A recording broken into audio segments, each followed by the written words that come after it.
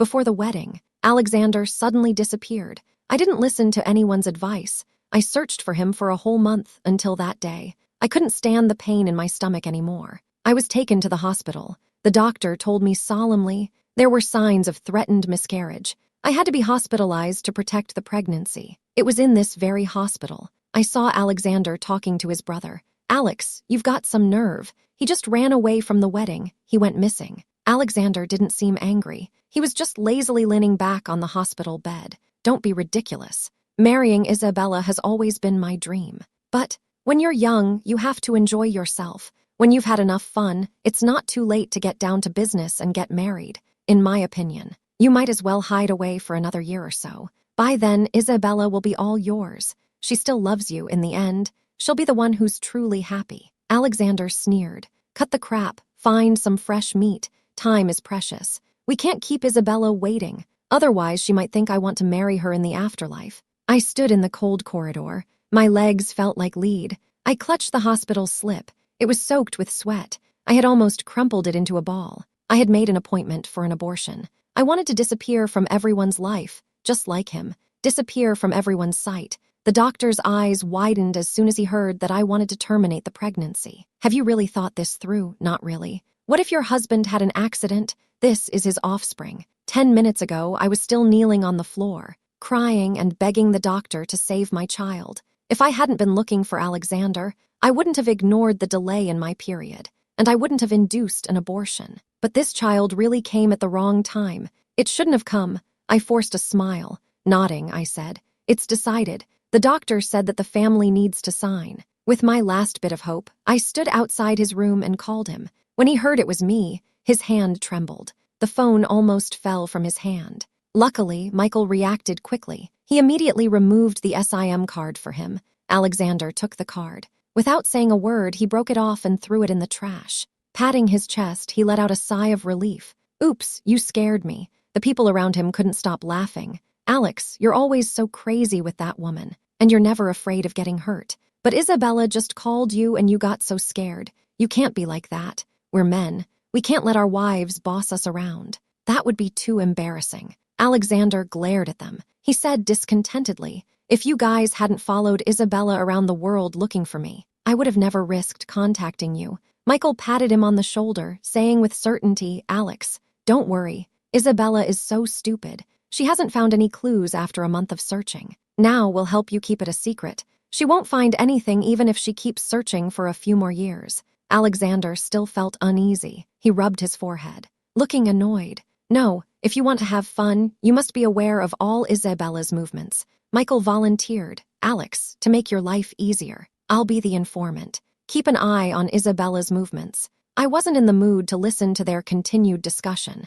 After taking a photo of the antenatal checkup report and the surgery consent form and sending it to Alexander, I turned around and left. His indifference and ruthlessness forced me to make the most painful but also the most correct decision. As soon as I entered the operating room, Michael's phone rang. I didn't want to answer it, but the doctor saw the phone keep ringing and thought it was my family, so he answered it for me. The doctor also told the other person that it would be best if someone was with me after the operation. There was a moment of silence on the other end of the line. Then Michael said in a strange tone of voice, "Sister-in-law, you're joking, right? Everyone knows you have cold womb. You haven't been able to conceive for so many years." Alexander even told his friends such intimate things. Whether they believe it or not is their business. I don't care anymore. I hung up the phone and asked the doctor to hurry up and start. The moment the baby came out of my body, I felt a void in my heart. The nurse pushed me out of the operating room. I ran into Michael.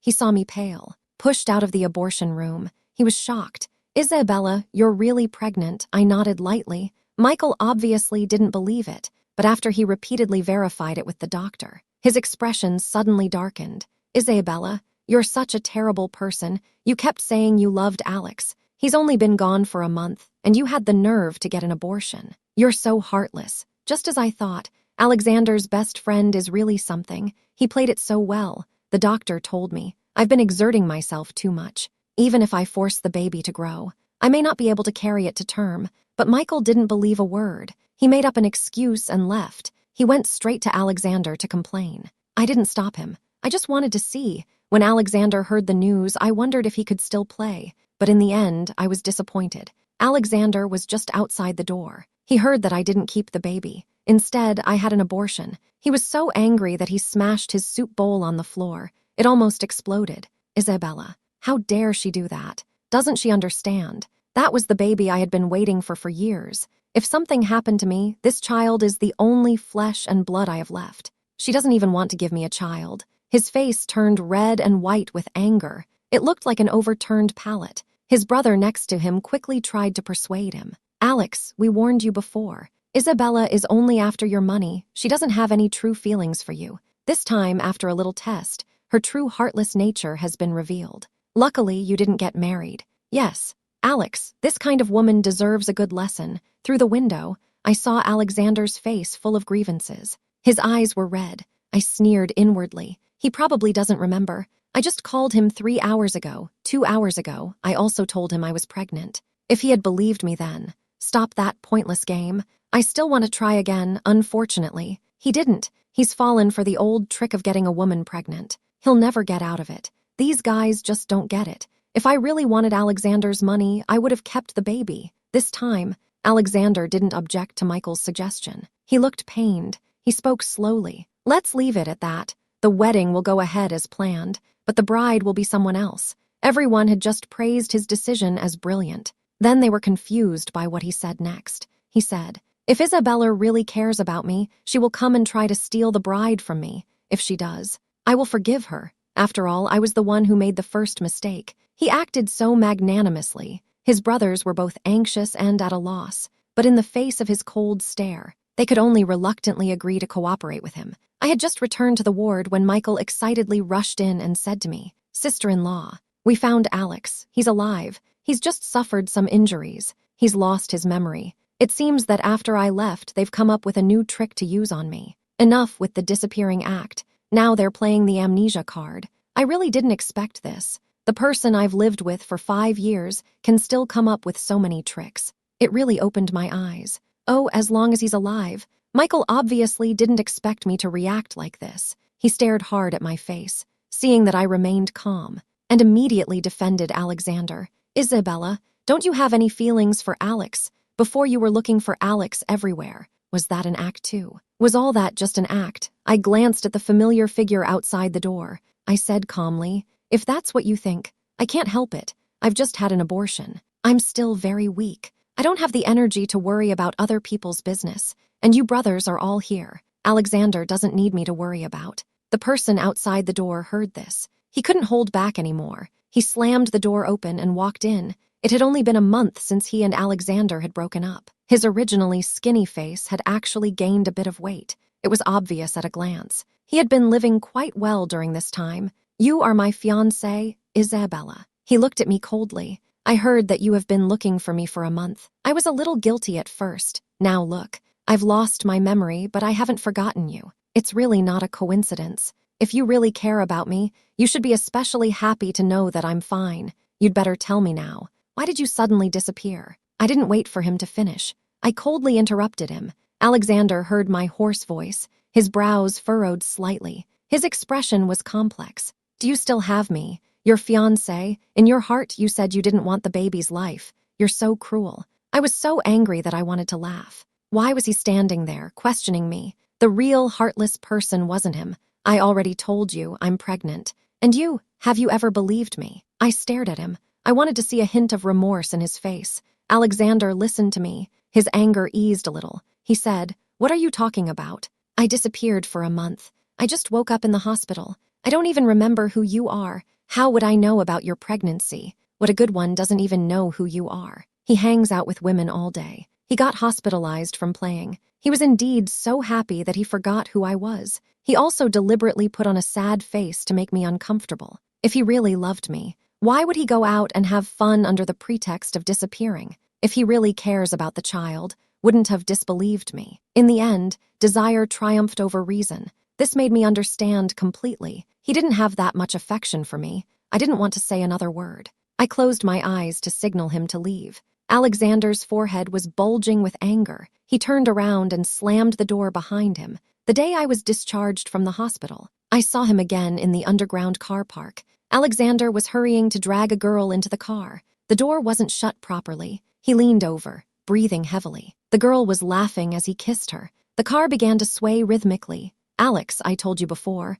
we are perfect for each other. Compared to your boring fiancé. Am I not better? How can she compare to you, lying there motionless like a piece of wood? Who do you love more, her or me?" Alexander answered with his actions. "My wedding. You were the bride." The car window was ajar. A low moan came from the gap. It pierced my ears. My eyes were growing increasingly blurry. I raised my hand and touched my face. I realized that tears had long since fallen. Hearing that Alexander had betrayed me and seeing him do it with my own eyes were two completely different things. I covered my mouth. I desperately tried to hold back the pain in my heart. I turned around and stopped a car. I left there. As soon as I entered the door, the bright red decorations in the bridal room made my eyes ache. The wedding photo on the wall suddenly fell. It shattered. Alexander had personally put it up before he disappeared. He was busy hanging the photo, but his eyes kept staring at his phone. He was engrossed in it. I asked him what he was looking at so intently. He mumbled something. He said it was nothing. Then he quickly made an excuse and said he had an emergency. He hurried out the door. I held onto the last bit of hope. I turned on the home surveillance video, which we hadn't watched in a long time. I found the recording of the day he disappeared. It turned out there were signs. When he hung up the wedding photo, his other hand was sliding the phone. He was looking at pictures of other women. I don't know if he suddenly got the urge or if he had planned it, but he was always meticulous. This time, he deliberately disappeared for a month. In the end, he had a friend pass on the message that he just went out to find excitement. That's when I realized why after Alexander disappeared. My mother-in-law said it was because of the stock market. She didn't want me to call the police. She knew Alexander was fine, but she watched me every day, desperate to find my son. She even called me a jinx. A piece of glass pierced the sole of my foot. The broken wedding photo on the floor was stained red with my blood, but I didn't feel any pain. I treated the wound briefly. Then I called the cleaning lady. When she heard I was throwing away all the newly bought wedding supplies, the maid couldn't help but persuade me. "Miss Isabella, isn't this your wedding room? If you throw all this away, how can the wedding go on? The groom has already changed." I calmly replied. As soon as the maid heard this, her eyes immediately reddened. She gave me a gentle hug. Then she angrily and quickly helped clear the room. The wedding room that we had spent more than half a year carefully decorating was returned to the state it was in when we first moved in less than half a day. I took one last look at the place where I had wanted to live with him. Then I left without looking back. I dragged my suitcase back to the orphanage where I had stayed before. The old director saw me come back alone. His eyes kept looking behind me. Where was Alex? He had something to do. The director saw my cold expression and immediately realized that something was wrong between Alexander and me. He said, "It's common for couples to have arguments. You have been stubborn since you were little, but marriage is a serious matter. You can't be too selfish." The director had always been very kind to me. Ever since I was little, I'd felt like she was like a real mother to me. Seeing her worried eyes, I couldn't hold back any longer.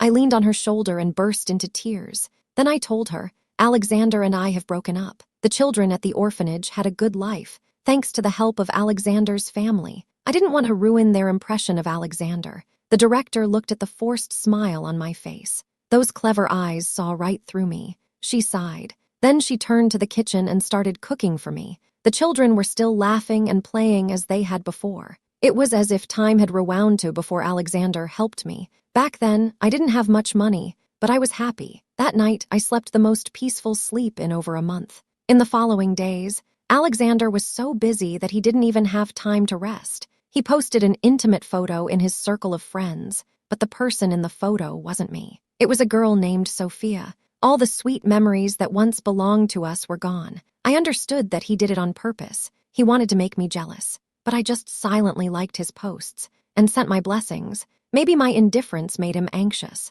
The photos and videos he posted on his moments became more and more explicit. Even through the screen, I could tell that his feelings for Sophia were genuine, not a bit fake. I have also seen the way he loves me the most. He really wanted to swallow me whole. I don't want anything more to do with him. Once I'm feeling better, I'll book a flight and leave. The day before I left, I was woken up by the excited shouts of the children. Outside the window, Alexander and Sophia were giving the children presents. Watching this scene, I felt a little distracted. Ever since I started seeing Alexander, we had agreed to visit the children every month on the 15th. He has always kept his word. But 2 months before he disappeared, he suddenly stopped sending gifts. Children, my girlfriend bought these gifts. Thank you, Sophia. The children, who had been noisy just now, suddenly fell silent. Most of the children in the orphanage are sensible. Someone immediately returned the gifts to Sophia. Brother Alex, didn't you say you were going to marry Isabella? Why have you suddenly got a new girlfriend?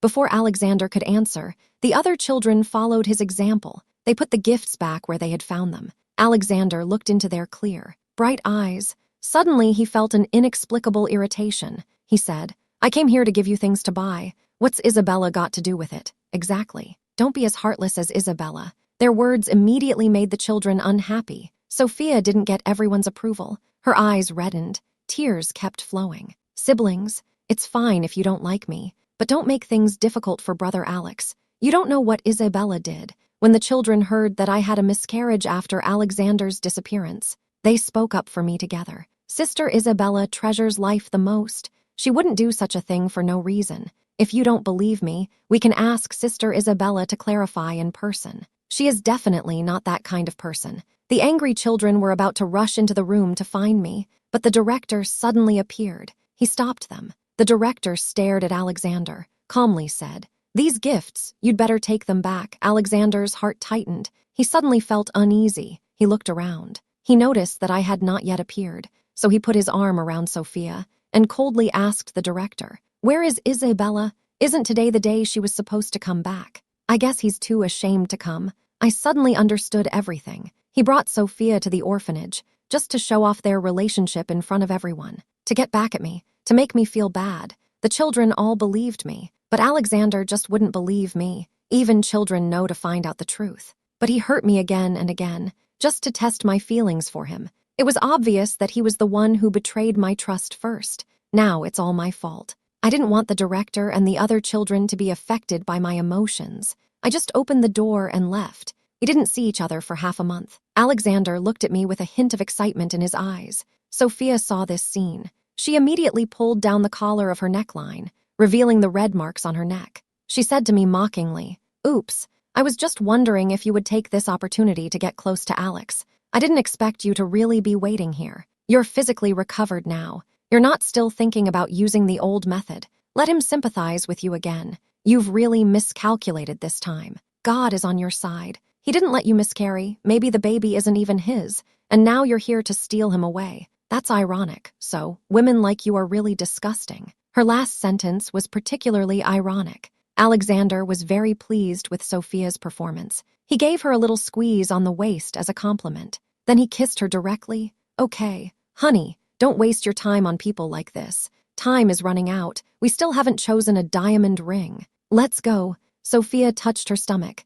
She kissed me coquettishly. Her eyes were full of provocation. Alex, my dear brother, why don't we get married earlier? Otherwise, when I get pregnant, I won't be able to wear the wedding dress. She laughed softly. They embraced tightly. Without looking back, they walked on. Immediately afterwards, my phone rang. I had a new message. Isabella, you'd better behave yourself. Pack your things and get out of my house. I've already chosen my bride. It'll never be you. It's fine if you don't want to have children. Someone else is willing to carry on my family line. Hearing these childish words, I laughed disdainfully. I immediately changed my flight ticket. I was ready to leave that night on the day of the wedding. I started a new life abroad. When Alexander went to pick up Sophia in the wedding car, he received a timed text message from me. I wish you a happy and fulfilling life together. On reading this short message, he relaxed immediately. He picked up the phone with a smile. Listen up, guys. Isabella is serious this time. We need to work together later.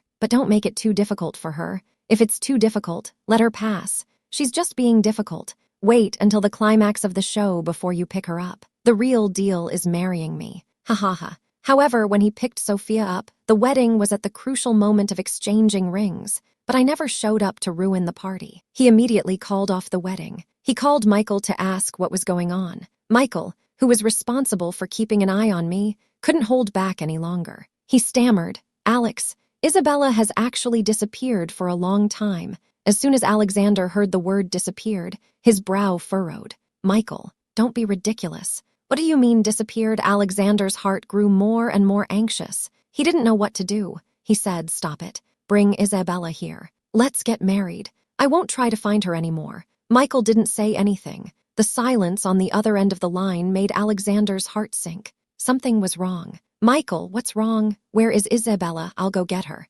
Alexander's tone grew increasingly urgent. Michael suddenly realized something. Although Alexander outwardly appeared to be as carefree as the rest of them, he cared deeply for one person. Isabella. Michael suddenly understood. His so-called divine assistance might have backfired. "Michael, say something." Alexander was practically shouting. He didn't realize it himself. He was scared. His body was trembling slightly. What was he worried about? He didn't want to think about it. However, he already regretted testing Isabella. She was never the type to fall head over heels in love. If these tests disappointed her, what would she do if she didn't want to get married? Thinking about this, Alexander turned around and rushed out of the banquet hall. Sophia suddenly grabbed him. With tears in her eyes, she said, "Alex, the wedding is almost over. Didn't you say I was your bride?" Before Alexander didn't wait for her to finish, he impatiently pushed her away. "Go away. My bride can only be Isabella. What are you?" This commotion. The wedding site is in chaos.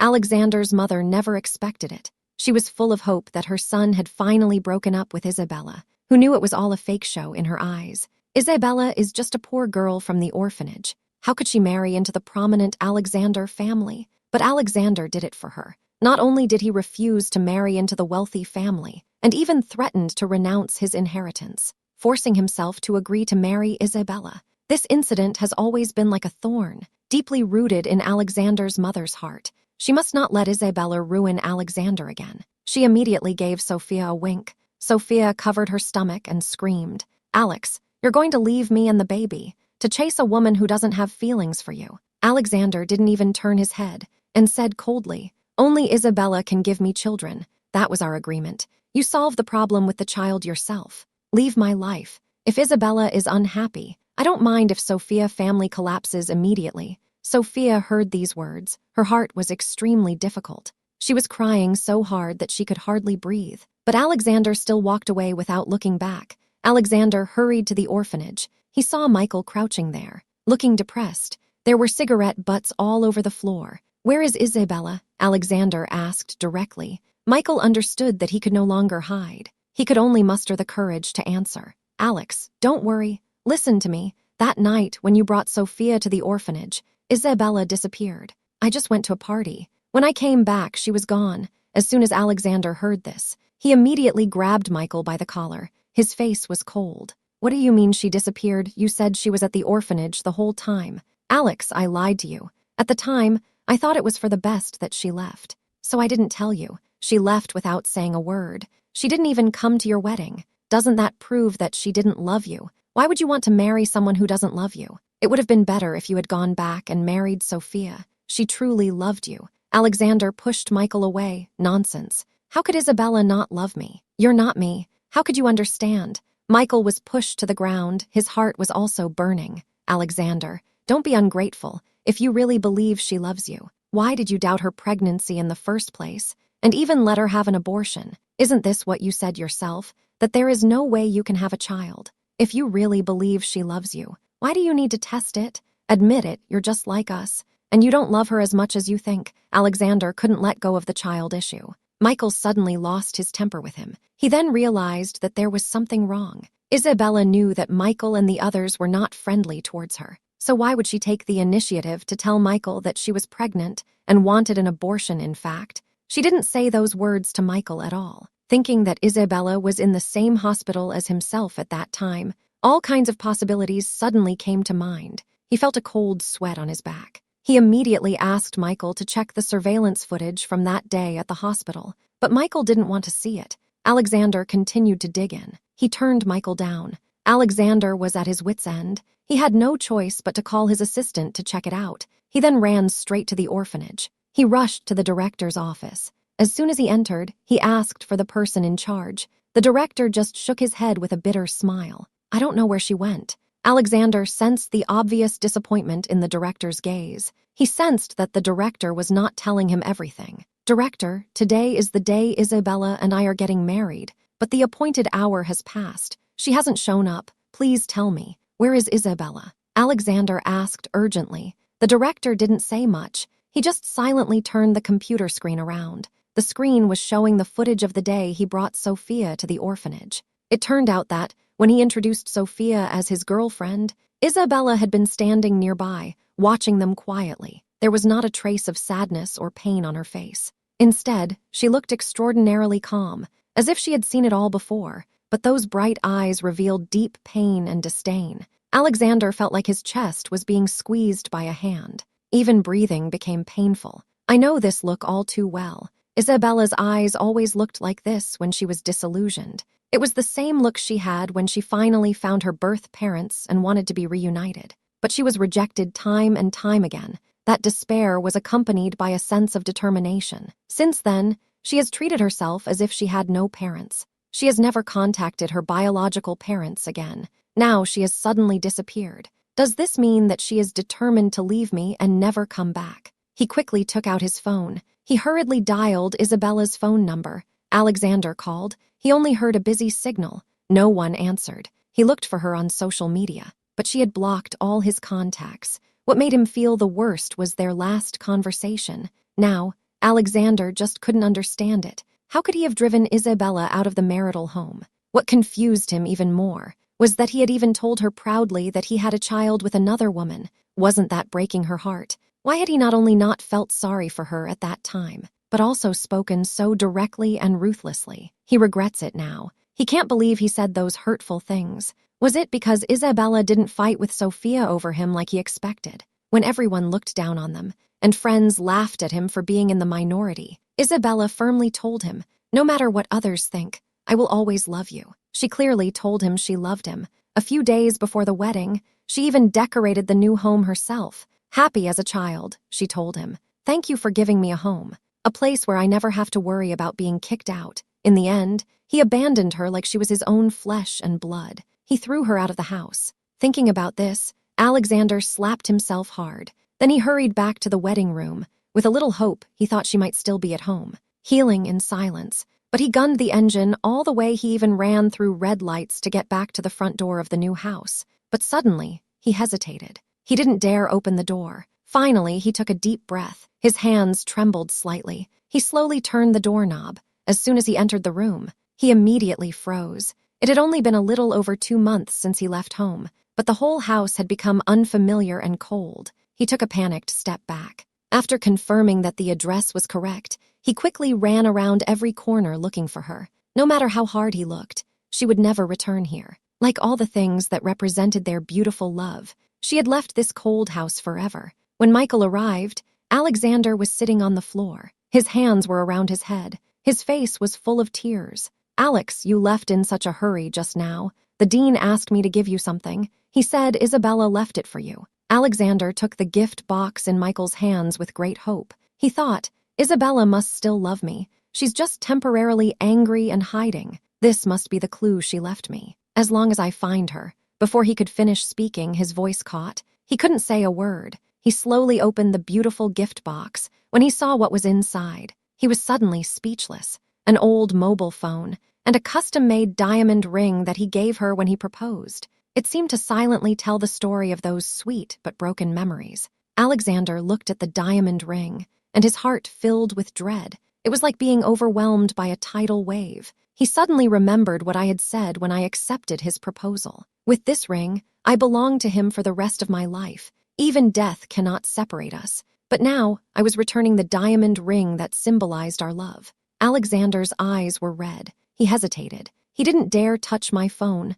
Michael didn't want to see him so downcast. He felt that it was better to face the problem sooner rather than later. Alexander suddenly snatched the phone. He clenched his lips tightly. He used his birthday password to unlock my phone. There were no more sweet photos and videos of us in the phone. Now the phone was empty. There were only 3 videos. One of the videos was of him calling a group of friends after he was injured. After watching that video, Alexander felt very uncomfortable. He remembered how he had eagerly asked his brothers to help him find fresh excitement. He felt particularly embarrassed. So that was it. I realized that he was seeking excitement by going missing. As I was thinking about this, my assistant sent me all the information he had found. Those clear images. made Alexander see the pain I was in when I recorded the first video. I was holding the medical records for the prenatal checkup and the hospitalization for the miscarriage in my hands. I was standing outside the door. I was overjoyed when I first saw him, but then I was crushed by the harsh reality, especially when I was on my knees begging the doctor to save the baby. It was like a sharp knife. It pierced Alexander's heart. That was when he understood that he had misunderstood me, but what had he done before? The second video clearly captured his ugly expression when he heard that I had miscarried. Not only did he doubt my feelings, he also said that he wanted to get back at me. What he did afterwards proved that he was completely selfish. As for that video, he and Sophia were intimate in the car and discussing changing the bride. He really couldn't bear to watch. It was especially hard on his heart. He could hardly imagine how desperate and painful it was when I saw it with my own eyes. A manly man, but like a child whose toy has been taken away, crying until his voice was hoarse. Isabella, I'm sorry. I was wrong. Michael saw how hard it was for him, and it was hard on his heart too. Taking a deep breath, he persuaded, Alex, there are good girls everywhere. Isabella knows there is a misunderstanding between you, but she has never explained it. This shows that she has no intention of getting along with you. Why do you have to keep hanging on to one person? Sophia is already pregnant with your child. Why don't you just go with the flow, start a new life? If you can't let go of Isabella, why don't you just find her, keep her at home like a canary? Alexander heard this and punched Michael in the face. Get out. It's all your fault. If you hadn't kept egging me on, I wouldn't have gone missing. And none of this would have happened. My Isabella deserves the best. She can't be locked up like a bird in a cage. Michael meant well, but Alexander's anger and insults drove him crazy. An angry Michael started to mock him. He deliberately hurt Alexander's feelings. Alexander, I didn't tell you to go missing. You planned the whole thing yourself. You had a great month, keeping us all in the dark. Don't say you were afraid we'd disturb you. You told us to go to the hospital that day. You just wanted to show off, proving that even if you only spoil Isabella, you're still better than us boys. The truth is always so ruthless and cruel. Alexander wanted to argue, but couldn't find a reason. Michael had seen straight through his bad intentions. In fact, ever since hearing his brother's mockery, he had been holding his anger inside. Before the wedding, his dissatisfaction grew stronger and stronger. He was curious about the hedonistic life, but he didn't want to be seen as a weak man. In the end, he regained his dignity, but he lost the woman and child he loved. Alexander gradually stopped resisting because no one was there to hear his pain. Michael beat him until his face was covered in blood. He didn't move a muscle. After I left New York, I went to the country Y that Alexander always said he wanted to take me to but never did. When I first arrived, I really didn't adapt well. Luckily, I met a very helpful neighbor. That day, I was carrying a lot of things home. I was so tired that I could hardly breathe. Nina came over to help me without saying a word. Meeting someone from your hometown abroad is an indescribable feeling of familiarity. She showed me around the neighborhood. She also helped me find a job close to home that I was satisfied with. Life slowly returned to normal.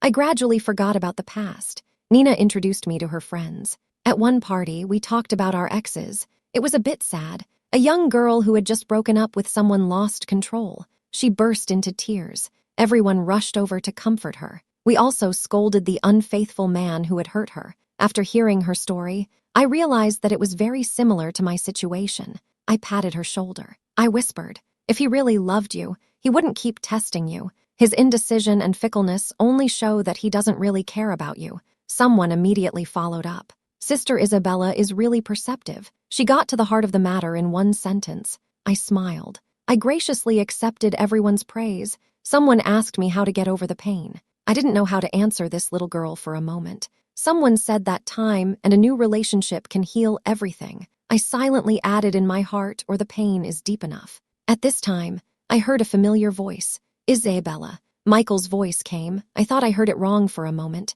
Before everyone could react, the little girl who had just been crying her heart out suddenly stopped crying. It was as if she had understood something. She jumped up and threw herself into Michael's arms. Brother, I broke up. Michael looked at me. His eyes were a little complicated.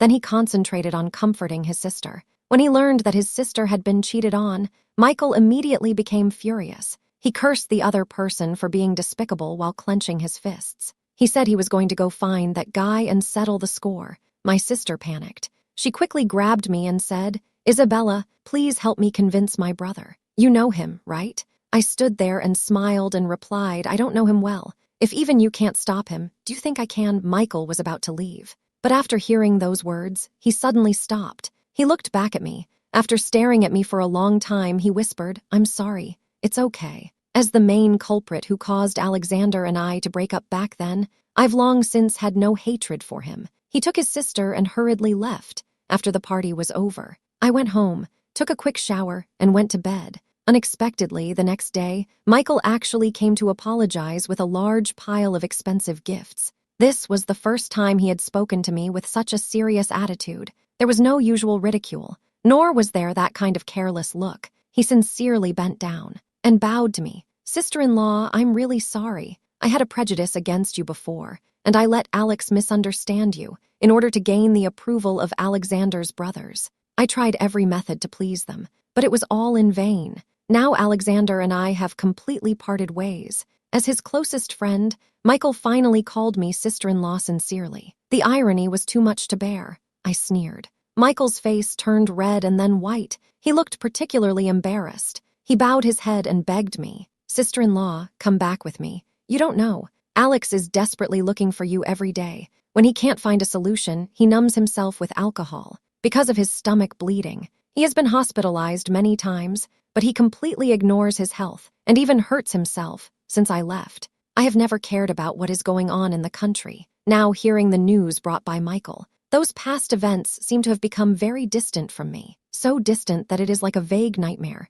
Seeing that I have no reaction, Michael is so anxious that his eyes are red. Sister-in-law, please. You love Alex so much. How can you bear to see him like this? His hair is falling out. If I go and talk to him, he'll take it out on me. Look at my back. Michael turns around. He lifts up his shirt. The bruises are clearly visible. Alexander really doesn't hold back with his best friend, but what does that have to do with me? Michael looks at me with cold eyes. He puts his shirt down again. He continues pleading. Sister-in-law, please go back and see Alex. If you'll just go back, I'll even kowtow to you. Michael really does consider Alexander his best friend, but I don't want to go back. And I can't go back, Michael. I've already said it. I don't blame you, you go back. With you brothers by his side, and Sophia and the baby, Alexander will get better. What's in the past? Let it stay in the past. Just as he finishes speaking, Michael's phone rang. He hesitated for a moment, then he answered. It was just a short conversation. His expression suddenly became serious.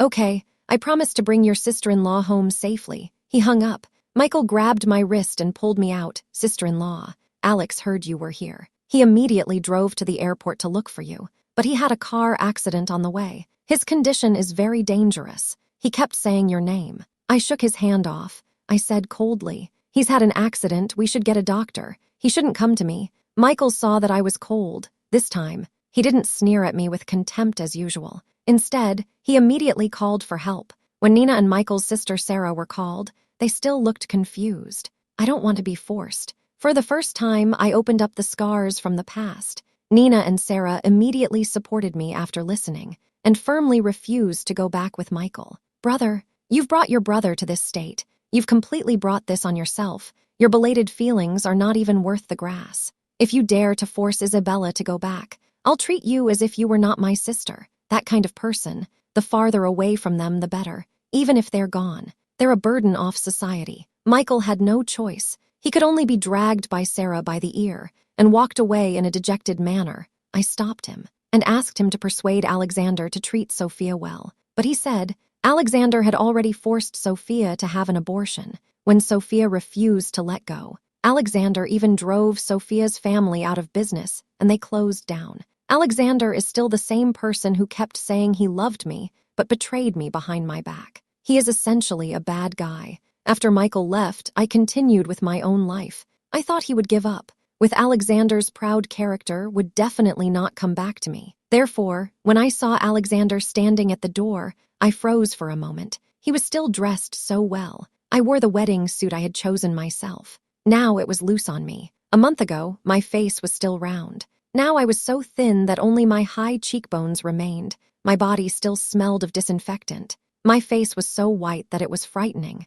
Isabella, I've finally found you. His voice was choked with emotion. His eyes were red. He couldn't even finish his sentence. I've been away from him for the past 6 months. I've been living a peaceful life. I don't understand. Why did he come looking for me again? He saw me frowning and looking puzzled. Alexander tried to come and hug me. I raised my hand to stop him. Mr. Alexander, please keep your distance. Hearing these words, Alexander's eyes suddenly turned red. He said, Isabella, I'm sorry. It's all my fault. I shouldn't have pretended to disappear to trick you, and I shouldn't have cheated on you with other women. I just love you so much. I was blinded by the temptations outside. I've done so many things to hurt you. Can you give me another chance? We can start again. I've redecorated the house. Everything is back to the way it was. Would you like to? I interrupted him coldly. No. Alexander's words were barely out when he covered his chest and coughed up a mouthful of blood. He wiped the blood from his mouth with his hand and looked at me deeply. Isabella, I was wrong.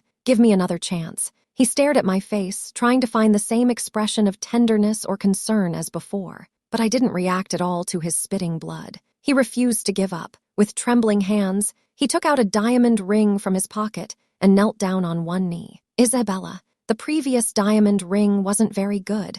I had it remade into a bigger and more beautiful one. You said I was your forever family. Don't leave me. Okay, I couldn't help but laugh. Alexander's face showed a little hopeful smile. He thought I had forgiven him. He quickly wanted to put the diamond ring on my hand. I took a step back. In a firm tone, I said, Alexander, it's long over between us, the past. Just let it go. You always wanted to test whether I really loved you. Didn't you? I can tell you straight away, I never did. And I never will. Without you, I'm perfectly happy. And I'd be even happier if you'd just disappear from my life completely. Alexander's smile freezes instantly. The hope in his eyes shatters like glass. It turns to dust. He knows my character. He knows that once I've made a decision, I don't change my mind easily. I'm sorry, excuse me. I have to get to work. Alexander stiffly moved to the side, but he felt powerless. He moved his lips, as if he wanted to say something. I didn't want to hear it. I called an ambulance. I closed the door and turned to leave. The sight behind me felt like fire, but all I could think about was what I should eat for lunch.